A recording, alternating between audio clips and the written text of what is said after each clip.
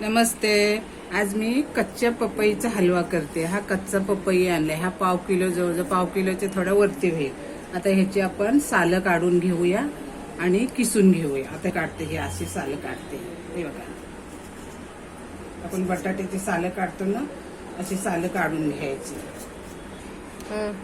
आता हा आपण सालं काढून घेतली आणि ह्या आतमध्ये अशा सफेद बिया असतात. पिकलेला पपई असतो त्याला काळ्या बिया असतात. ह्या सफेद बिया आहेत, हे आपण टाकून द्यायच्या आणि आता ह्याला जाड्या किसणीने किसायचं.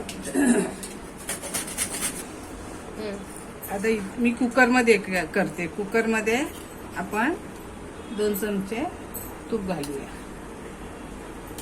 आणि हा जो किस आपण बनवला आहे बघा, हा असा किसून घ्यायचा. तो किस घ्यायचा. अर्धा मी कापून घेतला, अर्धा किस घेतला. आता हा 2 मिनिटं आपण त्याला परतून घेऊया.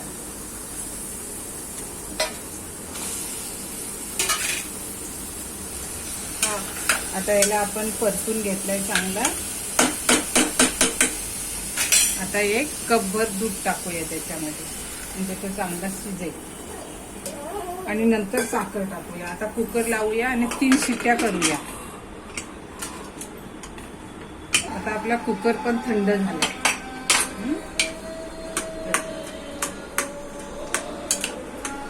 चांगला शिजलाय सुद्धा आपला पपई.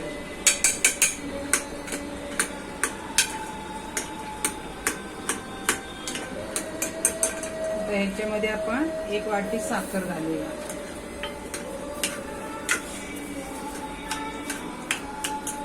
थोडीशी दूध पावडर घालूया, 1 छोटी वाटी. आणि ड्रायफ्रूट पावडर,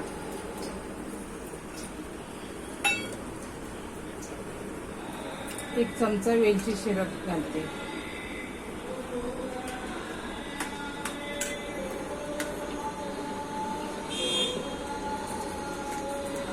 वेलची पावडर.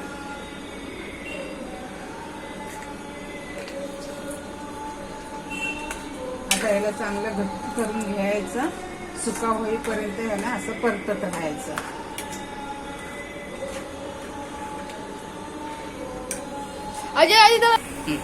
आता आपला हलवा तयार झाला बघा. आता याला आपण एका पाटीमध्ये काढून घेऊया. गॅस बंद करते. कच्च्या पपईचा हलवा रेसिपी आवडली, शेअर करा, लाईक करा, सबस्क्राईब करा. आणि हा तुम्ही फोडी जरी नाही केलं तरी आपण गाजर किसतो तसं किसून घेतलं तरी चालेल. मिक्सरमध्ये बारीक केलं तरी चालेल. फूड प्रोसेसरमध्ये बारीक केलं तरी चालेल. नाही तर असे तुकडे केले तरी चालते. आणि खवा नसला तर दूध पावडर टाकायची. दूध पावडर नसली तर खवा टाकायचा. दोन्ही नसल्याने काही नाही टाकलं तरी चालेल. याच्यात तुम्ही ओलं खोबरं सुद्धा टाकू शकता, पण मी ओलं खोबरं टाकल्याने आमच्या इथे आवडत नाही, म्हणून मी दूध पावडर टाकलं. आणि ड्रायफ्रूट कुठच्याही प्रकारचं तुम्ही टाकू शकता. आणि हा हलवा असा केला.